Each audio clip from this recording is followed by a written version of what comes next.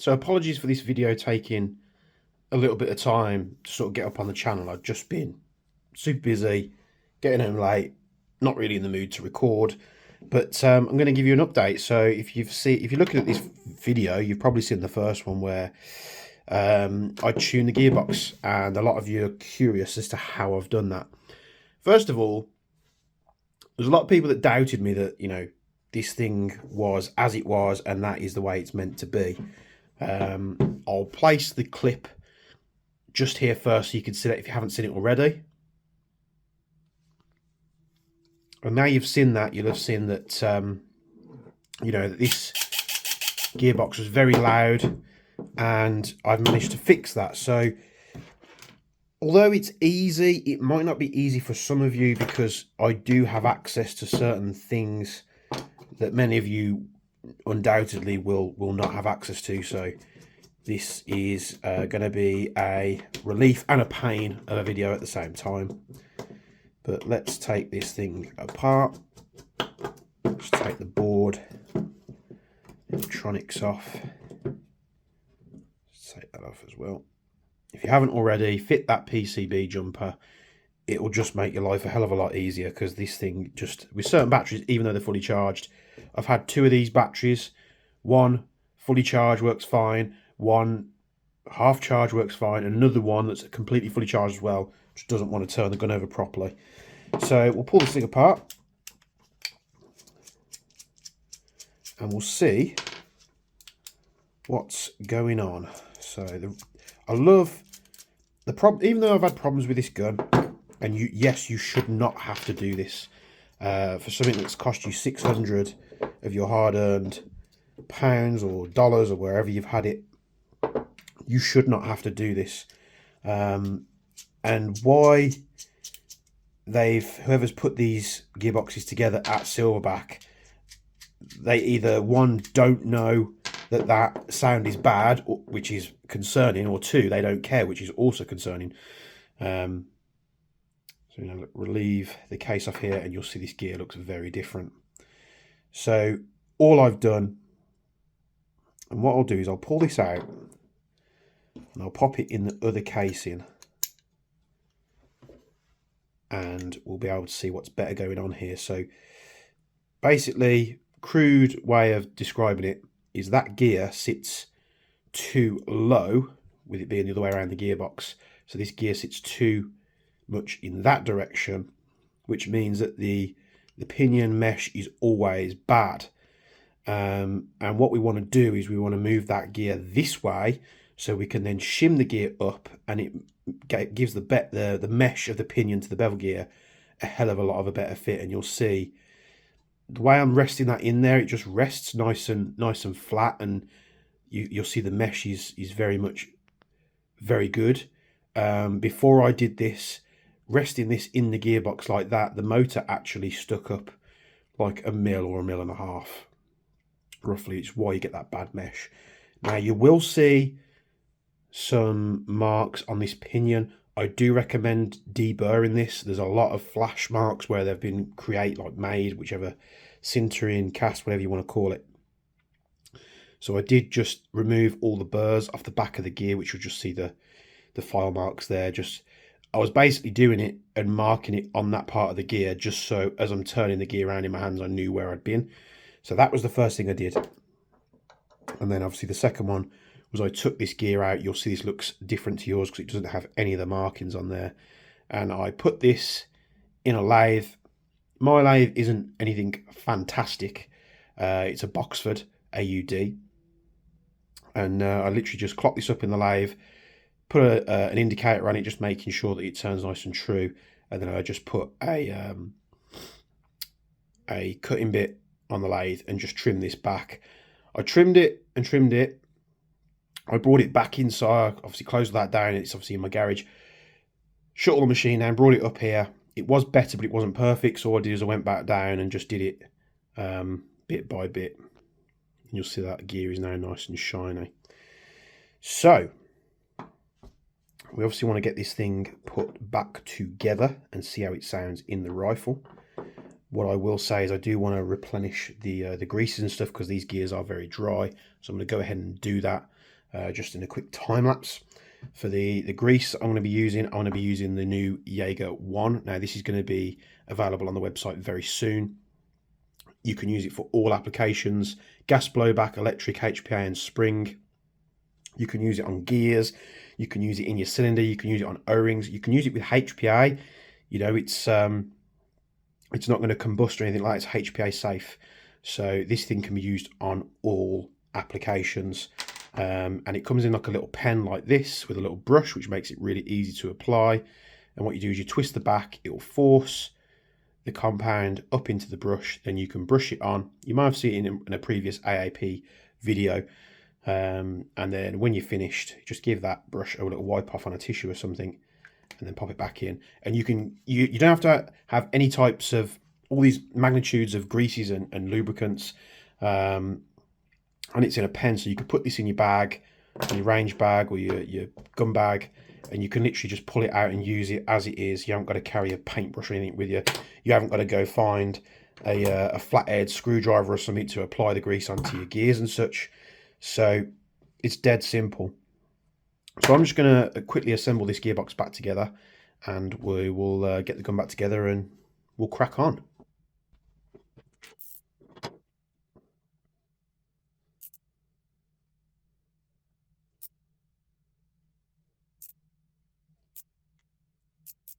And you'll see here I'm just giving it a nice little coating. You know, you don't have to put too much on, but we do want to make sure there's no roughness in the gearbox. So you can use this on bearings, you can use it on practically anything. It's safe.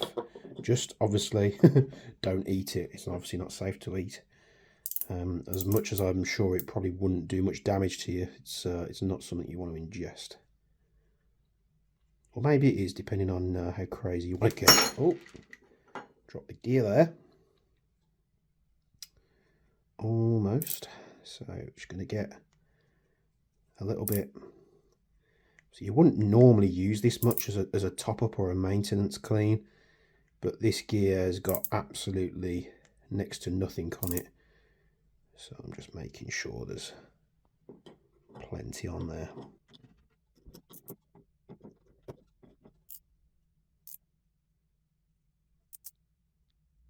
And one thing I will say is that noise as well, that scratchy noise you're hearing, it's due to it being a bad mesh. You'll see where, you know, and I haven't shot this gun a lot at all, but you can see where there's starting to be a little bit of damage on the gear.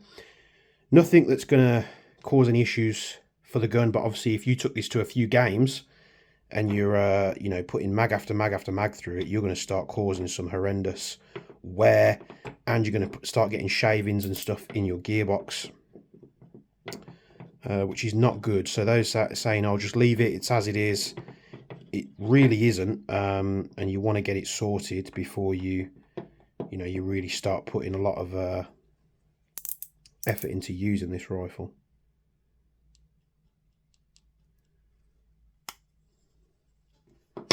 Okay, we're going to pop the... I've shot this gun without the anti-reversal action. You could honestly leave this out, it's absolutely fine, but for the sake of it, I'm just going to pop it back in.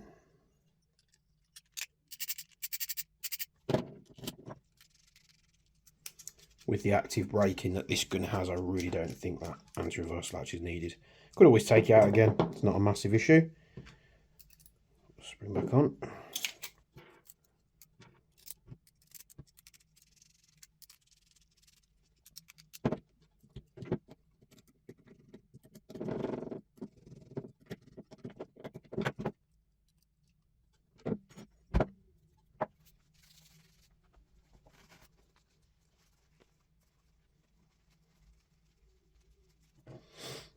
So we're using the Jaeger 1 pen.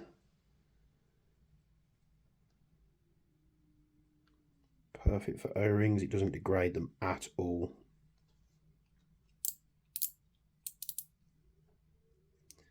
And like I say, it's, you know, always a pain having multiple different greases for things, but you literally could be using this on your electric rifle, and then you could be pulling apart like your, I don't know, your MTW, maybe your Wolverine MTW, and you know, you're safe to use the same stuff. So and this is the easiest way I've ever found applicating any kind of grease or lubricant. I've not found an easier way to both carry and disperse this stuff. Like, yeah, if you had a pot of grease on the side, you know, you could just use a brush. And the way these pens work is that each turn doesn't disperse that much, so if you only need a little, it's not going to go to waste.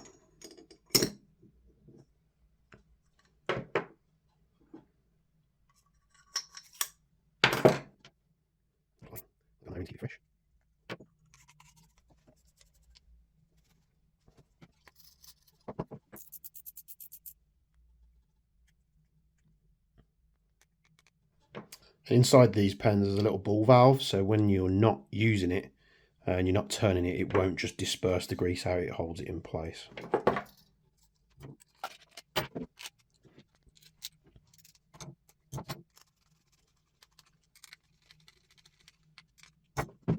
When you finish with it, wipe it on a cloth or a tissue of any kind just to keep the brush nice and in good condition.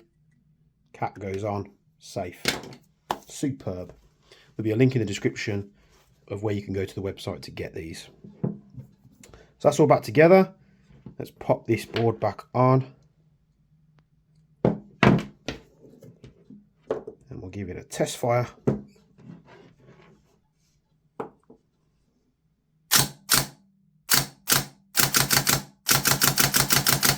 And it sounds super smooth. And we now have a nice fully tuned gearbox for the Silverback MDR. I'd like to thank certain people for reaching out with their ideas. But yeah, basically that bevel gear sits too far this way. It needs to go that way. It can't because it's not the right dimension for the gearbox. So I've trimmed the one edge so the gear can move this way. And it is imperative that if you're doing that, you need to re-shim that gear to get the mesh nice, and you need to check the other gears as well. So you need to have knowledge of shimming gearboxes. It's not something that I would advise, obviously pulling that gear out and putting it in like a drill chuck, for instance. You're not going to get a very precise cut on the gear and you might damage it.